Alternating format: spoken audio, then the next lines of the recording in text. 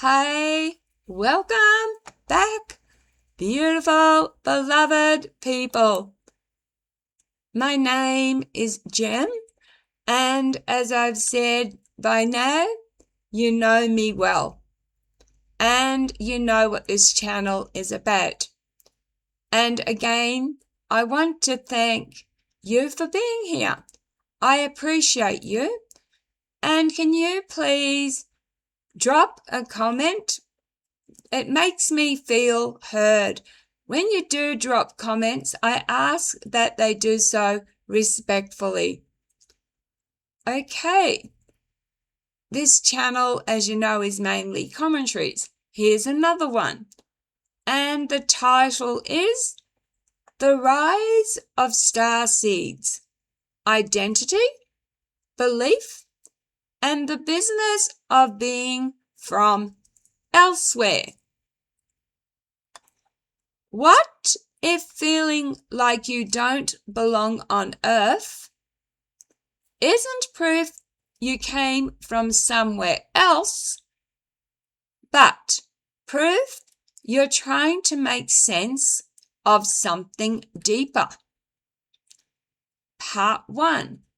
Where did starseeds come from? The concept didn't fall out of the sky fully formed. It evolved. The 1970s to 80s. The modern idea was popularized by Brad Steiger, who wrote about star people, souls from other worlds incarnating on Earth. Around the same era, Dolores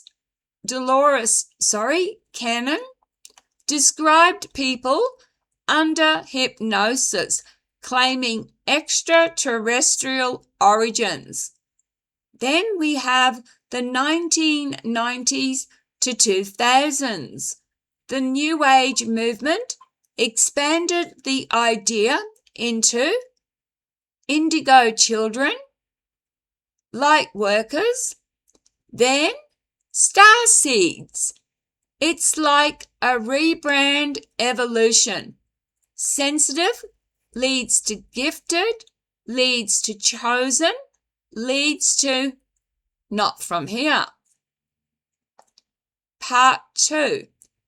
Are starseeds tied to a specific generation? You'll often hear millennials, Gen Z, or children born after X year. Reality check. There is no consistent evidence of a specific generation being starseeds. What is true? Younger generations are more open to identity exploration. Social media amplifies and spreads these ideas faster than ever. So instead of a cosmic rollout, it looks more like a cultural wave. Part 3. What do starseeds claim? Common claims include originating from star systems like Pleiades, Arcturus, and Sirius. There's a feeling like Earth is not home. Strong empathy or psychic sensitivity. A mission to raise Earth's vibration. Experiences like sleep paralysis, vivid dreams, and UFO encounters. Notice something important here. These traits overlap heavily with trauma responses, neurodivergence, high sensitivity,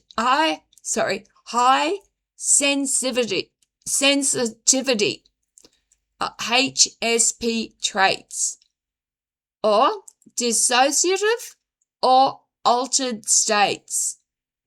Different explanations, the same underlying experience.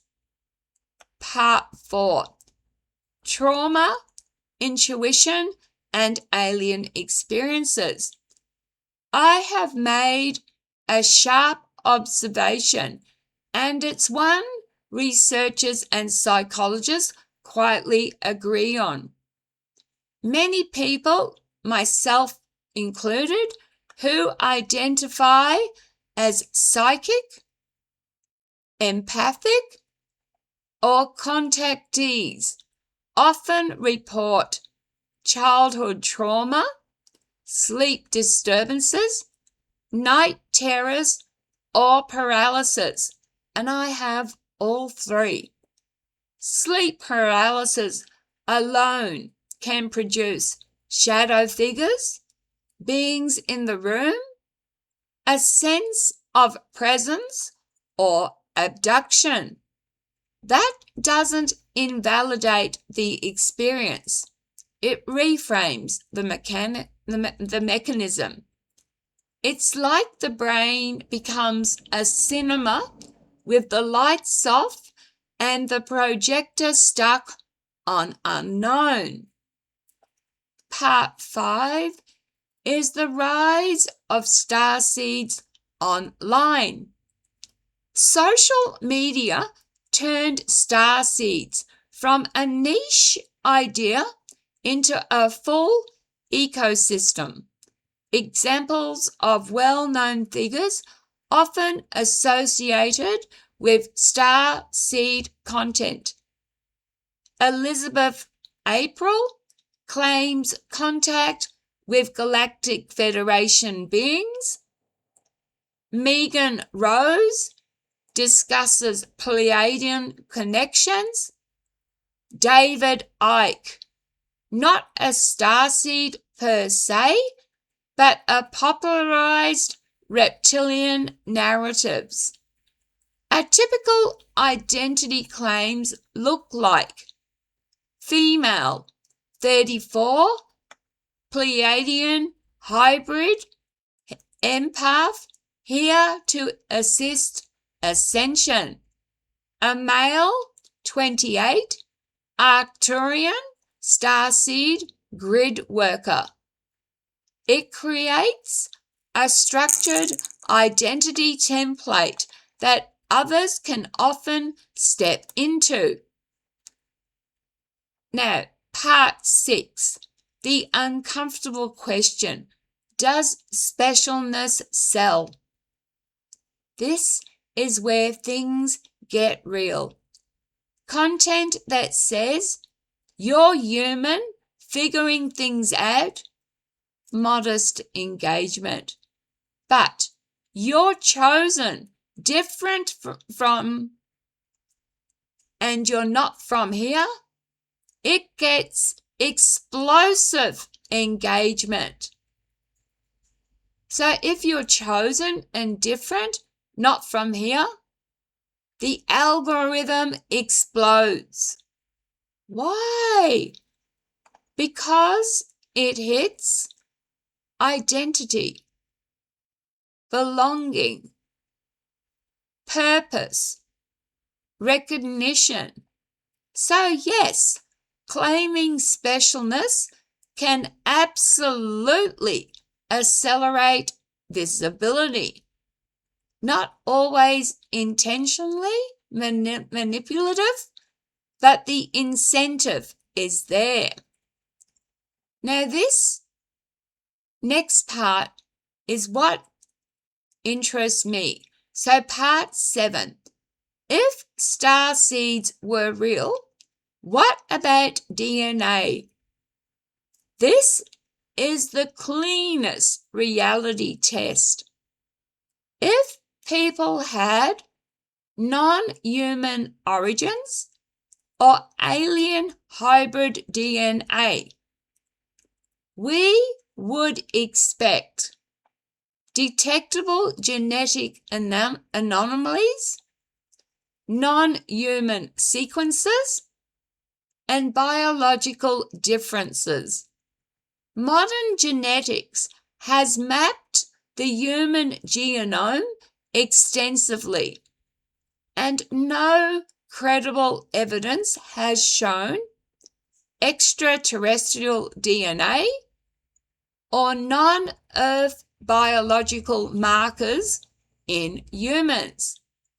So, either it's not biological, 2, it's not literal, or 3, or it's a symbolic belief system. Part 8. So, why do people believe it? Because it solves something deeply human. Why do I feel different?